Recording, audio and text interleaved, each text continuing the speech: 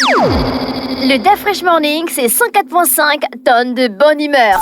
Tous les matins sur Urban FM. La meilleure radio de la capitale.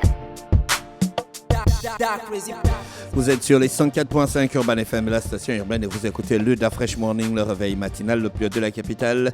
Sur la radio, le plus haut de la capitale, on reçoit Madame Vélé Pauline. Elle vient nous parler de la première édition du Festival international Cinéma et Liberté à la Baie des Rois dès le du 22 au 29 juin. C'est ça? C'est dans quelques jours.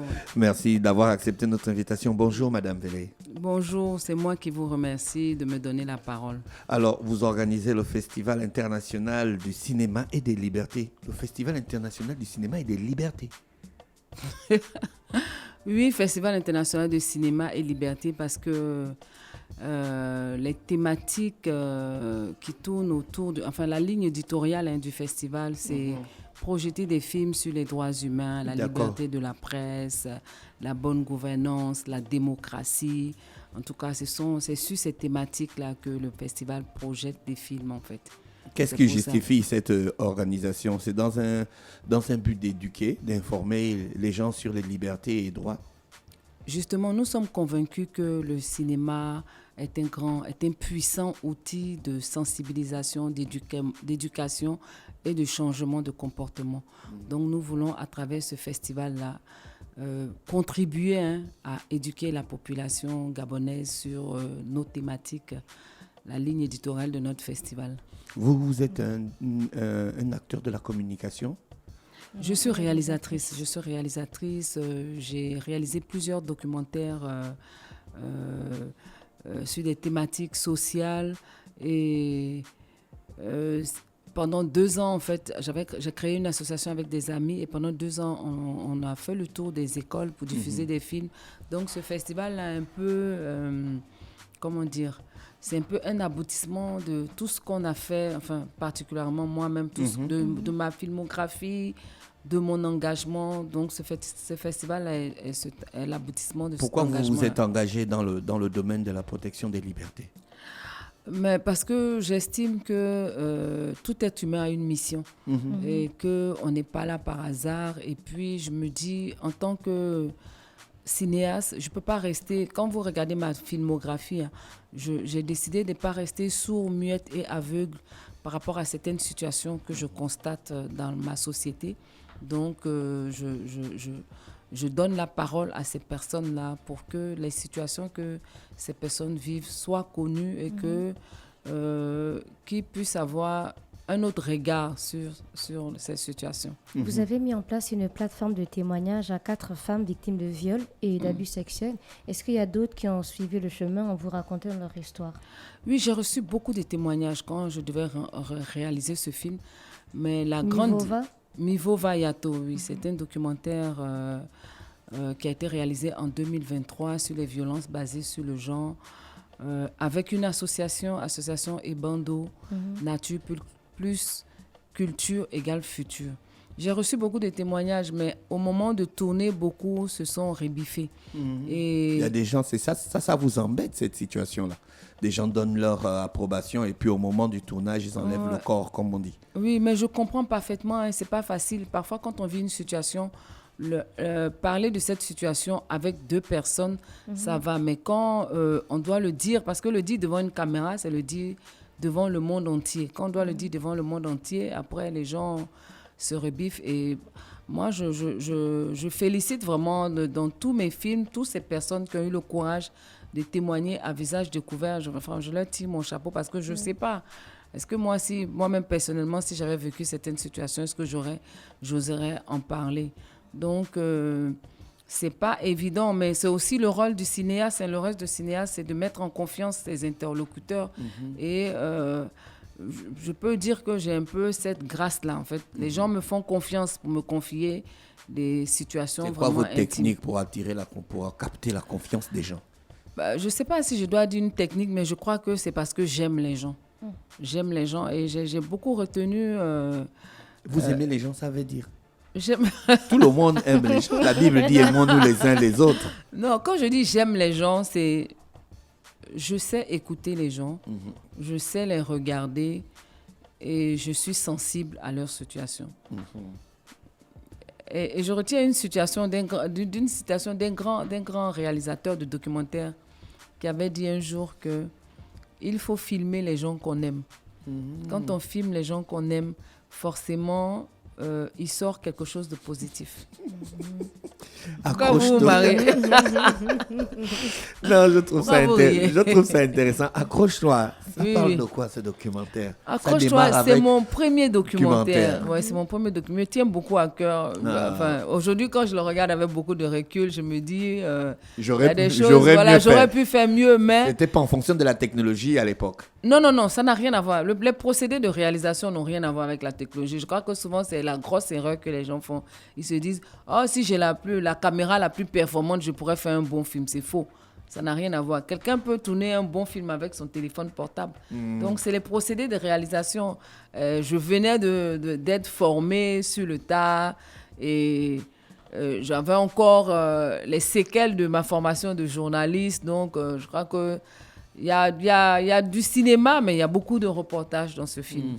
Je crois qu'aujourd'hui, plus de 10 ans après, j'aurais fait ce film-là différent, surtout que les personnages étaient vraiment des personnages forts. Vous ne voulez pas tenter un remake, une réédition malheureusement, avec les nouveaux acteurs? Je profite de votre plateforme vraiment pour faire un plaidoyer. Enfin, vraiment, quand je regarde ce film, je suis émue parce que Libreville n'est plus comme ça, vous voyez.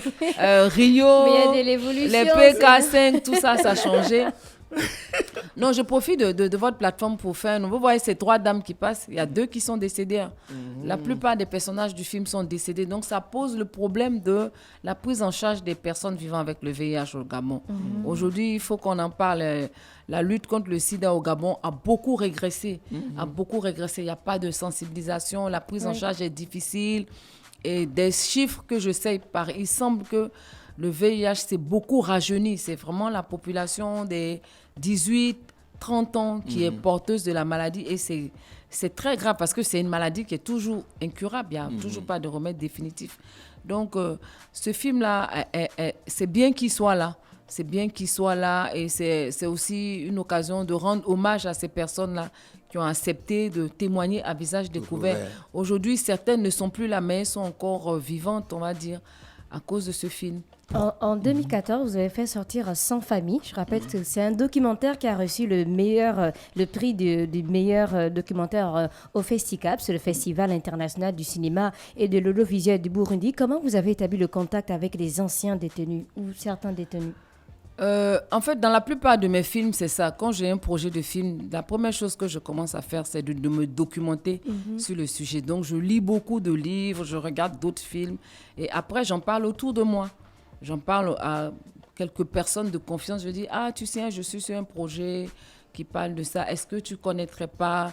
J'essaie de rencontrer aussi s'il y a des associations qui portent cette cause-là. J'essaie de me rapprocher des associations. En général, c'est comme ça. Sans famille, c'est au Gabon, hein? Oui, tous mes films sont au Gabon. Mais ça, c'est une tradition au Gabon. Quand quelqu'un sort de prison, il va à la plage. Bien sûr, parce qu'on dit qu'il faut se laver le corps pour enlever toute cette malédiction ou cette poisse que la personne aurait pris en étant en prison. Entre parenthèses, tous mes films se passent au Gabon parce que je suis gabonaise, même si je n'en ai pas les... Ces expériences ne vous endurcissent pas le cœur, ne vous donnent pas un autre visage de l'humanité? Non, au contraire, ça me rend encore plus sensible et ça me donne la force de dire que je suis sur le bon chemin et qu'il faut que je continue. Mais à travers Sans famille, qu'est-ce que vous voulez mettre en avant? Est-ce que ce sont les droits des prisonniers? Oui, c'était vraiment ça. C'était de dire que... Parce que vous savez, la prison centrale a été construite au temps des colons pour héberger 300 personnes. Au moment où je faisais le film, il y avait plus de 5000 personnes à la prison centrale de Libreville. Ça, c'est pas normal. C'est pas parce que quelqu'un a commis des gaffes qu'il doit vivre dans des conditions inhumaines. Et puis, la prison devrait faire des efforts d'aider ceux qui vivent là-bas. C'est pour que quand elles sortent de là, elles puissent s'en sortir, en fait. Mais rien n'est fait. J'ai vu une initiative là, dans un pays... je trouvais ça tellement louable. Chaque matin, on faisait sortir les prisonniers pour aller faire de l'agriculture. Et donc, les prisonniers mangeaient ce qu'ils plantaient. Donc, ils mangeaient sain. Et puis, quand la prison vendait ces récoltes-là, y a les bénéfices, on leur gardait ça jusqu'à leur sortie de prison. Je pense qu'il y a des actes qui peuvent... Il y a des décisions comme ça qui peuvent être faites, mais les gens sont enfermés dans 4 murs, 24 heures sur 24, un an sur un an, rien n'est fait. Après, quand ces jeunes qui font 6 mois, parce qu'ils ont volé, quand ils sortent, après, ils deviennent assassins. Parce qu'en général, ils se sont endurcis à sans famille, parce qu'ils ont côtoyé d'autres grands prisonniers. Et l'une des difficultés aussi de la prison centrale, c'est que c'est pas stratifié, en fait. Tout le monde est un peu mélangé, donc c'est un combat, en fait, pour la liberté. Vous avez vu des choses, hein? Non, j'ai rien vu par rapport à certaines personnes. Je me sens privilégiée de faire ce métier-là. Je me sens aussi beaucoup privilégiée enfin, j'espère que mes films ont de l'impact. Donc, au festival, c'est du 22 au 29 juin. Oui, le festival, c'est du 22 au 29 juin. Vraiment. C'est gratuit? Tout est gratuit. Les projections de films vont commencer du 24 au 29, tous les soirs à 18h30 à la Baie des Rois.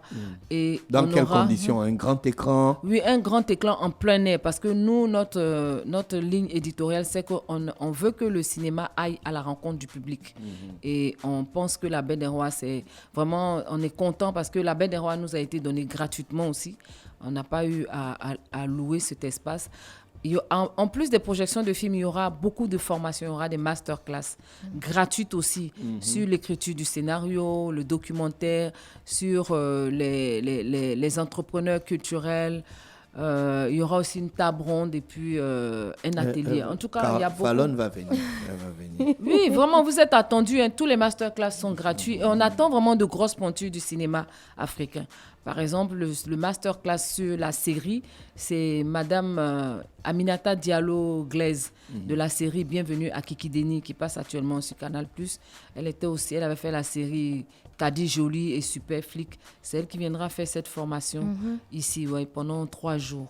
Il y a aussi le monsieur qui joue dans le film Bienvenue à Kikideni, qui est son mari, qui est un grand enseignant, qui va faire aussi une masterclass sur la production et sur l'actorat, comment être un bon comédien.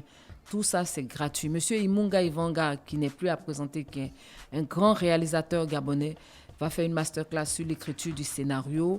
Nathalie Pontalier, qui est aussi une documentariste gabonaise, va faire une masterclass sur l'écriture, la réalisation et la production du documentaire avec 2 autres personnes qui viennent du Maroc et de Côte d'Ivoire. En tout cas, on attend de grosses pointures du cinéma africain.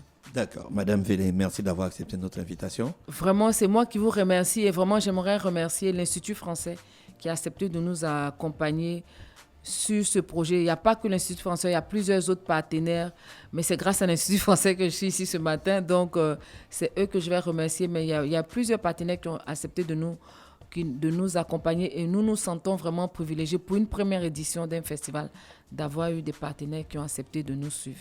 Vraiment, j'appelle toute la population de Libreville à partir du 24 au soir d'être à la Baie des Rois. Ça sera vraiment des moments... J'ai pas envie de dire merveilleux, mais ça sera bien, franchement. Merci Madame Vélé d'avoir accepté notre invitation vraiment. Ce matin. Merci sur les beaucoup. 104.5 Urban FM, la station urbaine. On se retrouve juste derrière. Le DA Fresh Morning, c'est 104.5 tonnes de bonne humeur. Tous les matins sur Urban FM.